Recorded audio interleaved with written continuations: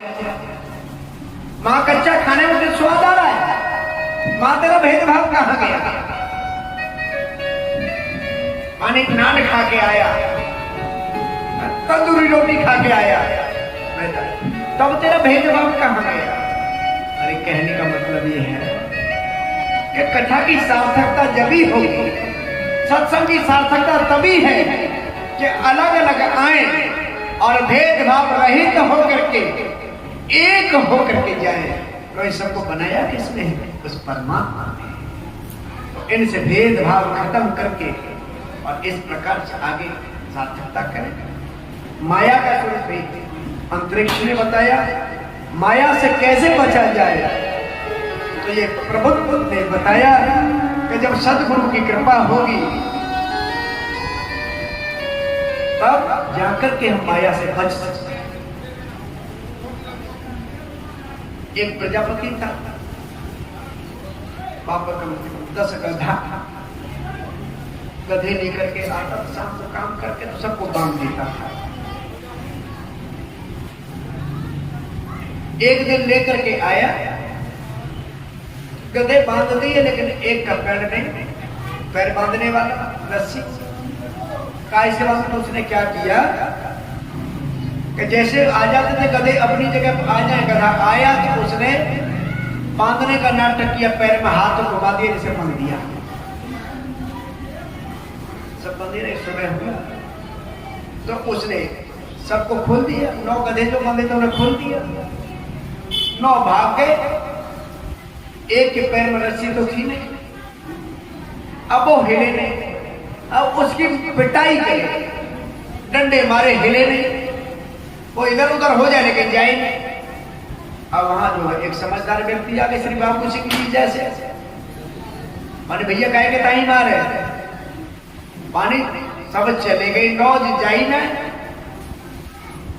अच्छा एक वक्त ने कहा करो भैया कि जब मैं रात को लेके आया तो एक रस्सी गाय गई और ये 9 मैंने बांध दिए और मैंने जाऊँ के पाँव में तो पाँव हटका हुआ मैं हाथ घुमाई दिया। बांधवे को नाटक कर, बोले जैसे तेने बांधवे को नाटक करो है ना, ऐसी जाए खोल। और जैसे उसने हाथ घुमाया गधा भागा। बोले भक्त वत्सल भगवान की जय हो। कहने का मतलब है कि ये माया है, जो बांधा तई छोड़े, जिसने बांधा है कोई छोड़ेगा, हमारे और आपके हाथ में नहीं है। तो माया का स्वरूप भी समझाया। इस प्रकार से नव योगेश्वर ने बहुत कुछ बताया। अब उधर समय बीतता गया तो एक दिन उन दोनों ने देखा कि भगवान बैठे हैं और भगवान जाने की तैयारी कर रहे हैं। उद्धव ने कहा प्रभु आप चले जाओगे, मैं कैसे रहूंगा? कहा कि उद्धव तेरे रहने लायक ये जगह नहीं होगी और तू तो मेरी खड़ा होने के बदली विशाल शख्स। बोले आपके बिना मैं रह नहीं सकता, मैं रह नहीं सकता। क्या करूं? तो वहां जाकर रहना। तब कन्हैया ने इसको संन्यास आश्रम के बारे में, संन्यास धर्म, संन्यास के बारे में बताया और संन्यास का स्वरूप बताया कि संन्यास का स्वरूप कैसा है, लक्षण बता दो। तब दत्तात्रेय भगवान के 24 गुरुओं का वर्णन किया। पृथ्वी वायुराकाशमापो अग्नि चंद्रमा रवि कपोतो अजगरः सिंधुः पतंगो मधुकृतः गजः मधुहा हरणो मीना पिंगला कुंडलोर्वकः कुमारी सर्कृतः सर्पभूषणाभि सुपेष्कृतः। ये 24 दत्त भगवान के गुरुओं के नाम और कुछ लोग कहते हैं कि 2-4 गुरु हम भी बना लें। पहले तो हम गुरु बनाए भाई नहीं जानते कि गुरु कैसा होना चाहिए। गुरु को बनाना ही नहीं जानते हम लोग। वो कहते हैं अंधकार को, वो कहते हैं प्रकाश को। पुकारो अंधकार पुकारो तन्निरोधक। जो अपने ज्ञान के प्रकाश से हमारे अज्ञान रूपी अंधकार को दूर कर दे वही गुरु। और गुरु कहते हैं बड़े को, और शिष्य होता है लघु। और हम क्या करते हैं? गुरु भी आजकल ऐसे है कि धनाढ़ देखो दाम मिले, पैसा मिले, जाएंगे तो बढ़िया सेवा हो। जिसका लेने का भाव है वो गुरु हो ही नहीं सकता। लेने वाले का हाथ नीचे होता है देने वाले का, तो देने वाला बड़ा है या लेने वाला? तो गुरु वही है जो कभी मांगे ना। जो भी शिष्य ला करके पत्र पुष्प वगैरह अर्पण कर उसे स्वीकार करे, लेने की लालसा न हो। जिसके अंदर लोभ है, जो लेने की लालसा रखता है, शिष्य बना करके, गोस्वामी ने कहा है, हरे शिष्य धन शोकन हरहि।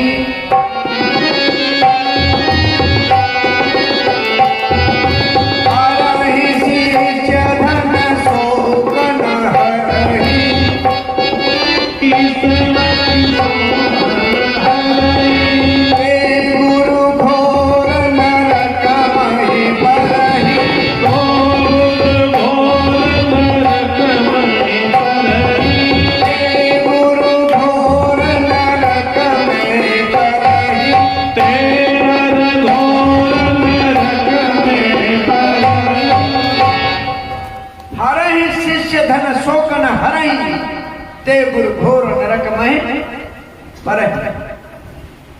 जो गुरु शिष्य का धन हरण करते हैं और शिष्य के दुखों को दूर नहीं करते, शोक नहीं हरते, ऐसे गुरु नरक में जाते हैं। जो खुद नरक में जाएगा तो शिष्य को क्या पार लगाएगा?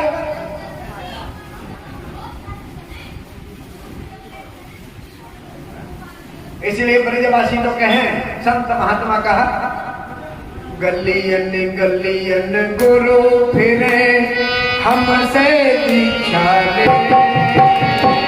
गलियन गलियन गुरु फिरे हमसे दीक्षा ले। स्वर्ग जाओ चैन नरक में धूली रुपया दे। हरे स्वर्ग जाओ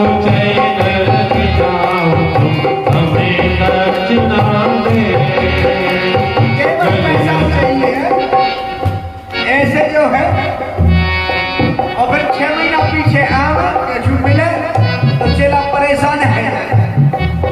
और फिर गुरु जी चल बसे, फिर देव चेलन के ठाड़ हल्दी भाई गुरु चले बसे चेलन पड़ गए।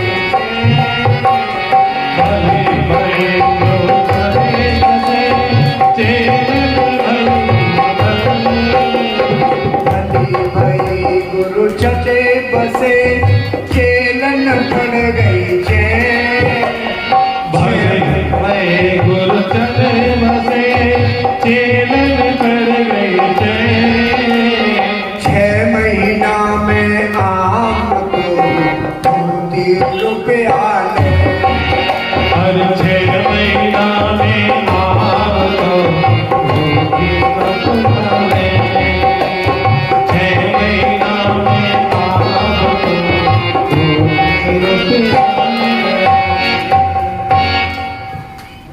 तो आजकल ऐसी तो गुरु बने, कथा करवे आवे, आचार्य अनाउंसमेंट करें।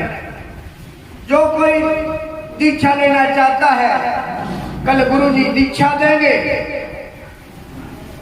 सब आ जाओ, तैयार है कि हम तेरे पर्चा लिखवाए ले जाओ। और माइक में बैठ कर दीक्षा है।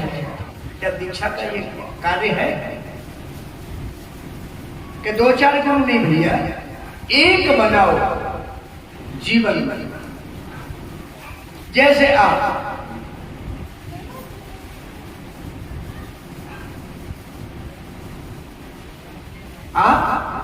जैसे छोरी को ब्याह करो, कितना छोरा देखो, ढूंढ भेजो ना सब लोग, देखो तो कैसे भी बढ़िया छोरा मिले, छोरी को ब्याह करो। अरे जब हम अपना जीवन संपूर्ण समर्पित करने जा रहे हैं तो क्या हमें गुरु का परीक्षण नहीं करना चाहिए? क्या सोच समझ के नहीं बनाना चाहिए? गुरु की भी जीवन में आवश्यकता है, लेकिन साथ कहते हैं ऐसे नहीं चाहिए जिसको बना लो। जब भगवान श्री राम ने गुरु नहीं बनाए, कुछ लोग कहते हैं कि माता पिता का बेटों का उनका गुरु एक नहीं हो सकता। और वशिष्ठ जी सूर्यवंश में दशरथ जी के यहाँ कुल पुरोहित कुल गुरु बने चले आ रहे हैं। क्या कोई अलग अलग गुरु बनाने के लिए गए? जीवन में गुरु बनाओ तो ब्राह्मण को बनाओ, वो भी ऐसा नहीं व्यक्ति बनाओ जो वेदों का जानने वाला हो, जो आपकी समस्या का समाधान कर सके, सद्मार्ग दिखा सके, आपके धन की लेने की लालसा न रखे।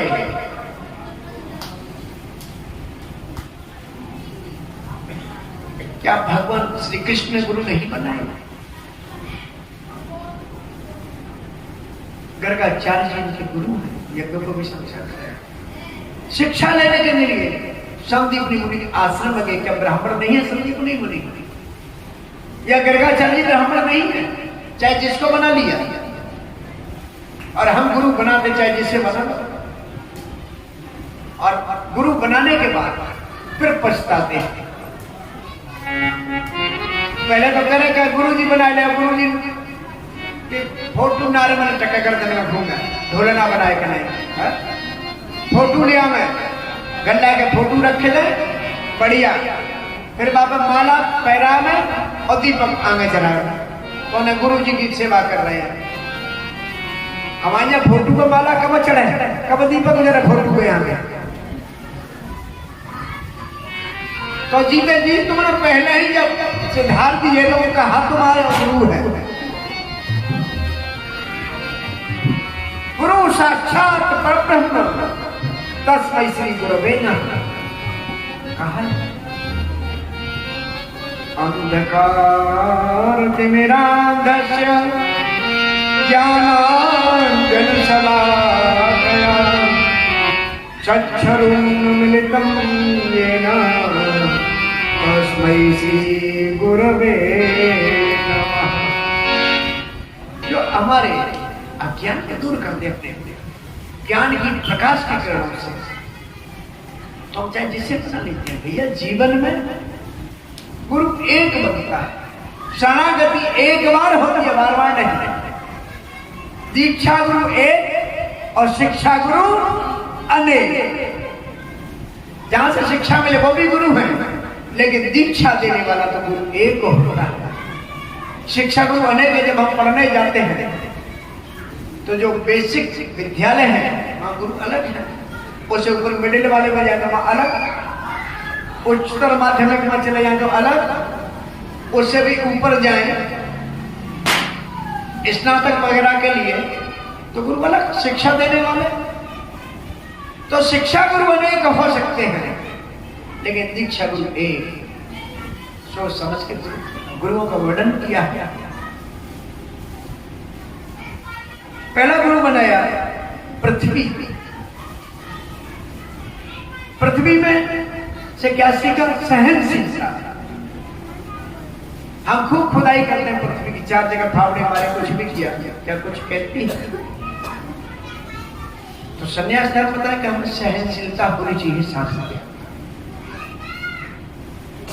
वायु जो हवा चलती है, जब हवा चलती है तो वो दुर्गंध या सुगंध देखती है, उसका कार्य निरंतर बहते रहना चाहिए।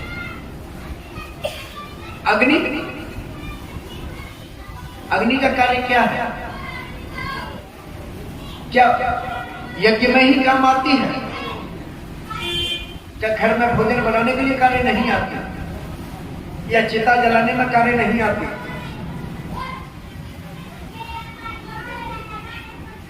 अग्नि का जो कार्य है, सारी सब कुछ बताया और इस पर 24 गुरुओं का वर्णन किया गया है। वृक्ष को भी गुरु बनाया,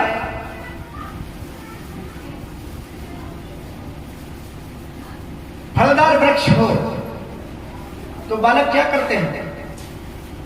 पत्थर मारते हैं। क्या वृक्ष पत्थर मारने के बदले में आपको पत्थर मारता है? उसके बदले में क्या देता है? मीठे मीठे फल देता है। तो हमें क्या होना चाहिए? फलदार वृक्ष की तरह से होना चाहिए जीवन। चंद्रमा को भी गुरु बनाया। क्यों? कि चंद्रमा कृष्ण पक्ष में घटता है और शुक्ल पक्ष में कलाओं से बढ़ता है। तो जीवन में उतार चढ़ाव आते हैं तो कभी भी घबराना नहीं चाहिए। सूर्य को भी गुरु बनाया। क्या सूर्य को जो अर्घ देते हैं, क्या सूर्य उन्हीं को रोशनी प्रदान करते हैं? सूर्य नारायण जो सूर्य को अर्घ नहीं देते, जल नहीं देते, क्या उनको वो अपना प्रकाश नहीं देते?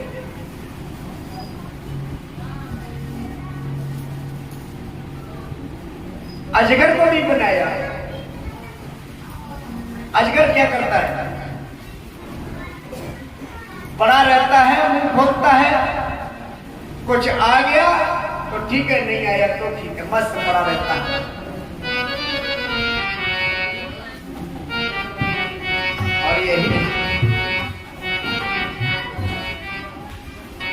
पहेलिया को भी गुरु बनाया, लोहार को भी गुरु बनाया। राजा की शाही सवारी निकल रही थी, ढोल बज रहे हैं, निकल के जा रही, और लोहार बाण बनाने में इतना मगन है कि उसे यही पता नहीं लगा कि राजा की शाही सवारी कब जाएगी। और पूछा राजा निकले तो भजन भी करे तो ध्यान ऐसा हो जैसे लोहार को, बाण बनाने वाले को गुरु बनाया। और ये जल को भी गुरु बनाया। जल एकत्रित तो हो जाता है तो उसमें क्या होता है? कीड़े पड़ते हैं, काई लग जाती है, और बहता हुआ जल आपका कहते शुद्ध है। तो साधु को एक जगह स्थिर नहीं रहना चाहिए। एक जगह रहेगा तो उस पर उंगली उठती है। कितना भी अच्छा कार्य करे फिर भी लोग उंगली करते हैं। मधुमक्खी को भी गुरु बनाया। कभी भी साधु को संग्रह नहीं करना चाहिए। मधुमक्खी पराग लेकर के आती है और बढ़िया छत्ता तैयार करती है। अब मधु तोड़ने वाले आते हैं, क्या करते हैं? ठंडा पानी वगैरह डाला, नीचे गिराई तो कुछ मरकुए, कुछ उड़ेदर और शहद एकत्र किया तो उसे लेके चला गया। तो आपने खूब सुना है ना बीच में समाचारों में, नांदेड़ में महाराष्ट्र में क्या हुआ था? संतों के साथ धन एकत्र किया था, क्या हुआ? गर्दन कट गई और धन भी चला गया। तो सन्यासी को तो धन इकट्ठा करना ही नहीं चाहिए। ये सन्यास की परिभाषा तो अलग है। यदि सन्यासियों का आपने बताना शुरू कर दिया तो लड़ने आ जाएंगे।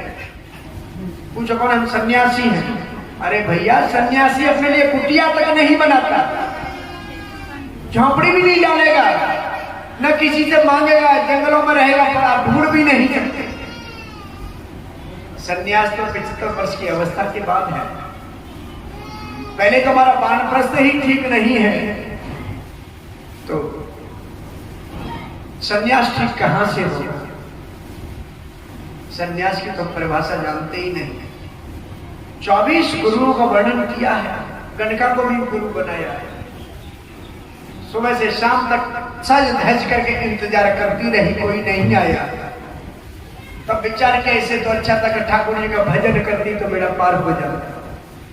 कुकरी पक्षी को भी बनाया है प्रकार से 24 गुरुओं का वर्णन किया गया। श्री सुखदेव जी महाराज कहते राजन परीक्षित, इस प्रकार भगवान ने संन्यास धर्म के बारे में उद्धव को उपदेश दिया और हंसों उपाख्यान के द्वारा तत्व का ज्ञान प्रदान कराया।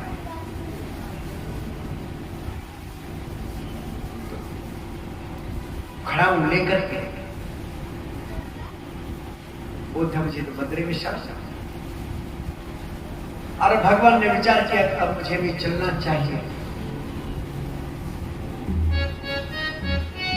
समस्त यदुवंशियों को लेकर के भगवान प्रवास क्षेत्र गए और प्रवास क्षेत्र में जाकर के यदुवंशियों ने मदिरा पान किया और आपस में ही लड़ने लगे। और भगवान एक वृक्ष की छांव में लेकर के बैठ गए, एक पैर के ऊपर एक पैर रखे।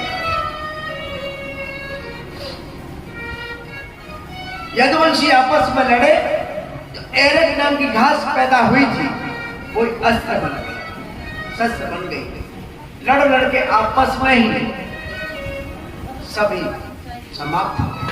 केवल 4-5 यदुवंशी बचे जो भागवत जी कहते हैं। 4-5 बच्चे, बाकी सभी चले गए। भगवान पैर पर पैर रख के बैठे हैं।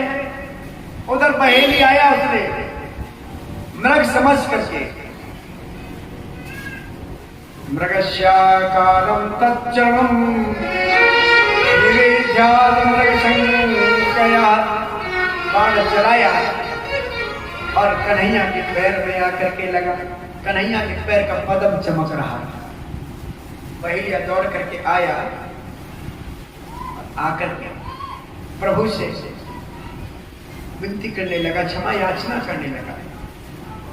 भगवान बोले, मां भैज त्वमुत्तिष्ठ काम एष तोहि मे याहि त्वं मदनुज्ञात स्वर्गम सुकृतिना पदम। कहा कि ये जो भी कुछ हुआ है ये मेरी इच्छा से हुआ है और तू तो मेरे धाम को चल। देवता पुष्प वृष्टि करते हैं, वही भगवान का सारथी था दारुक से कहा कि तू द्वारका जा और द्वारका वासियों को जाकर के बता दे कि आज से 7वें दिन द्वारका समुद्र में डूब जाएगी, तो द्वारका छोड़ करके चले जाएं।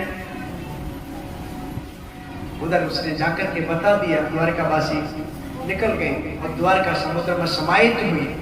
और भगवान ने भी अपना देखते ही देखते सबके सामने भगवान के शरीर से तेज निकला, लेकिन कहां गया ये किसी ने नहीं देखा। जैसे आप देखते हो बिजली चमकती है,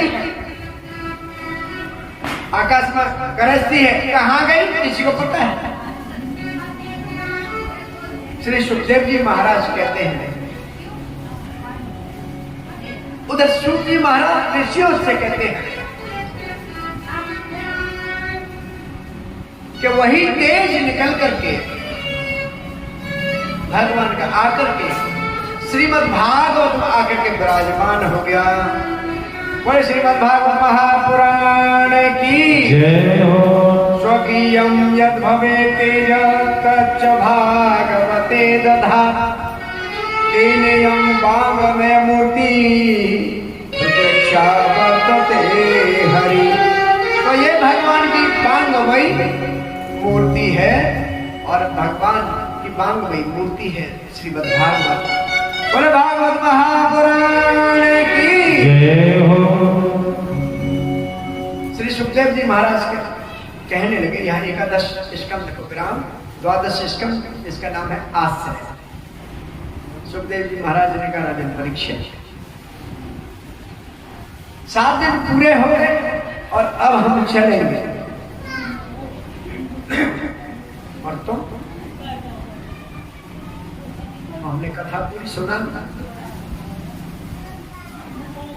जैसे ही कहा कि हम चलेंगे,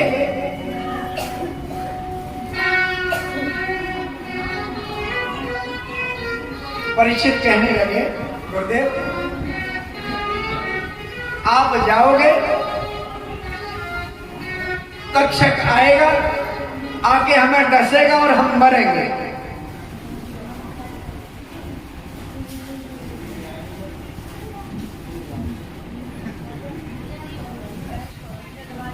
तब श्री सुखदेव जी कहने लगे, तुम तो राजन मरिष्येति पशु बुद्धि मिमां जहि, न जात प्रागभूतोऽध्य देव त्वं न नक्ष्यसि। कहा, त्वं तु राजन मरिष्येति पशु बुद्धि मिमां जहि। राजन, 7 दिन मैंने तुझे आंखों का ज्ञान दिया, तेरी पशु बुद्धि है, पशु बुद्धि है तेरी, तू है वो मरने वाला नहीं है, और जो मरने वाला है वो तू नहीं है। ईश्वर अंश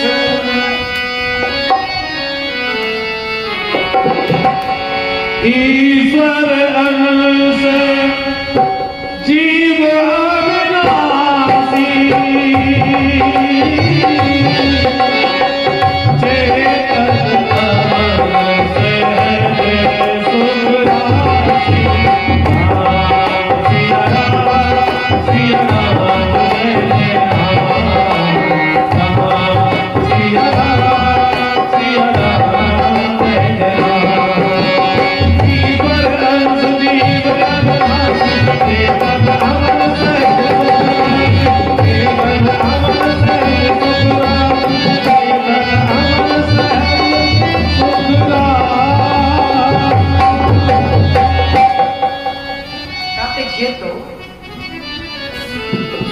राशि है, ईश्वर अंश जीव अविनाशी है, इसका तो विनाश होता ही नहीं, क्योंकि ये शरीर है। इसको क्या बताया है? बस गीता में, वासांश जीर्णानि यथा विहाय नवानि गृह्णते नरोपरि।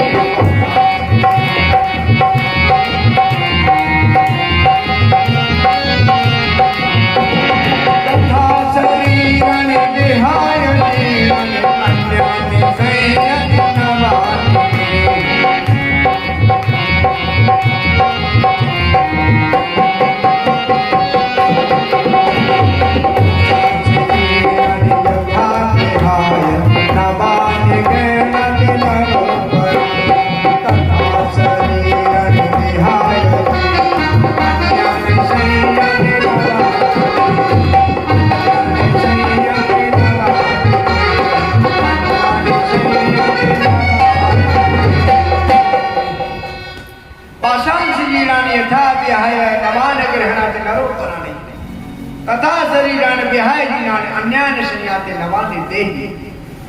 जैसे वस्त्र जीर्ण होने के बाद में हम नवीन वस्त्र धारण कर लेते हैं, ऐसे ही आत्मा ये शरीर जीर्ण होने के बाद नवीन शरीर धारण करती है। और ये आत्मा अजर अमर अविनाशी है, शाश्वत है, सनातन है, पुरातन है, नूतन है। न जायते मृत्यवा कदाचित् नयं भुक्तवान् भूय अजो नित्यं शाश्वतोऽयं न हन्यते हन्यमाने शरीरे। गीता में आया, गीता साफ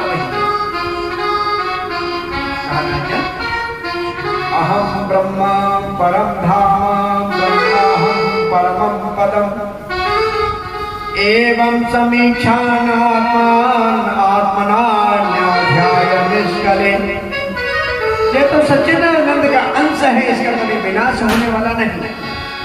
जब कहा अब आत्मबोध हो गया परीक्षित को, और कहा सिद्ध्योस्म अनुग्रहीतोस्मि, आपने मुझे मेरे स्वरूप का बोध करा दिया, मैं धन्य हो गया। बोले अब मैं मरने वाला नहीं, और जो मरने वाला है वो मैं नहीं। जब ये हमें समझ आ जाए तो बोले भगवान भगवान की जय हो। वैसे तो कलयुग की आयु 4,32,000 वर्ष की बताई गई है। जब 822 वर्ष शेष रहेंगे तब कल की अवतार होगा। बोले कल की भगवान की जय हो। और पूजन जैसे सुखदेव जी महाराज का परीक्षित सुखदेव जी ने विदाई ली। अभी हम भी पूजन करेंगे, इसके बाद में विदाई की तरफ चलेंगे। और प्राणायाम चढ़ाया, आसन लगा के बैठे परीक्षित, बैठे और प्राणायाम चढ़ा लिया, देह में शुद्ध। उधर तक्षक आ रहा था तो रास्ते में ब्राह्मण मिल गए, काश्यप नाम था। ब्राह्मण से पूछे कहां जा रहे हो? बोले राजा परीक्षित को तक्षक आकर डसेगा और मैं उन्हें मरने नहीं दूंगा, विष मुक्त। तक्षक भेष बदल करके आया। तक्षक ने कहा जा रहे हो भैया? बोले मैं ब्राह्मण और मेरा धर्म है का रक्षक। बोले ब्राह्मण के श्राप को क्यों मिथ्या करने के लिए आप जा रहे हैं? एक ब्राह्मण ने बाग वज्र चलाया है तो ब्राह्मण का जो श्राप में मिथ्या हो जाएगा, विश्वास नहीं करेगा। तुम ब्राह्मण के श्राप को क्यों मिथ्या करना चाहते हो? बोले मैं जाऊंगा तो राजा मुझे धन देंगे, मैं जीवन बचाऊंगा तो धन देंगे। बोले कितना धन मिलेगा? राजा है पता नहीं कितना देंगे। जब धन की बात की तक्षक ने कहा कि हम कैसे जाने कि तुम जो है रक्षा कर सकते हो? बोले मेरे पास ऐसी विद्या है, मंत्र विद्या है।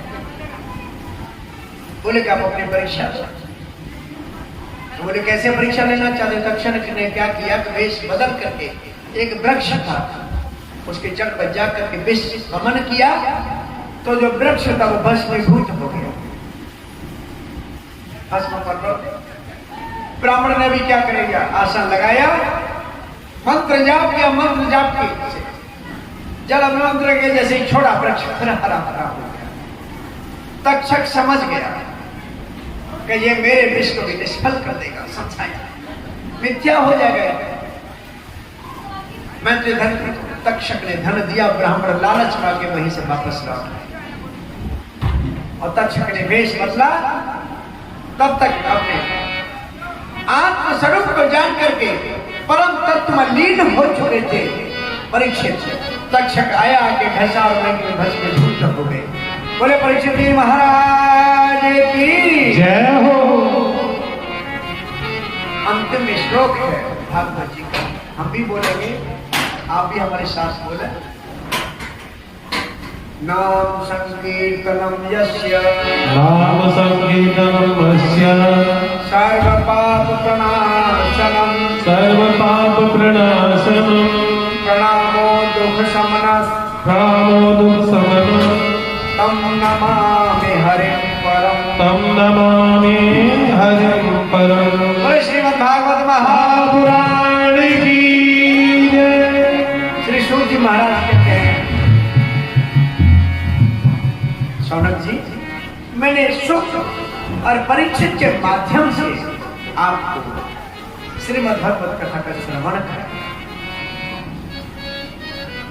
उसी के माध्यम से हमने भी आपको, मैं कोई बहुत बड़ा विद्वान नहीं हूं, एक से एक पढ़े हैं, जैसा भी मेरे से बना टूटी फूटी बड़ी भरसक प्रयास किया कि सरल से सरल करके आप लोगों को भागवत कथा श्रवण कराई जाए। हमने भी कथा का आपको श्रवण कराया, जैसे सूत जी महाराज ने शौनकाद 88,000 ऋषियों को कराया और श्री सुखदेव जी महाराज ने राजा परीक्षित को कराया था, आपको श्रवण कराया।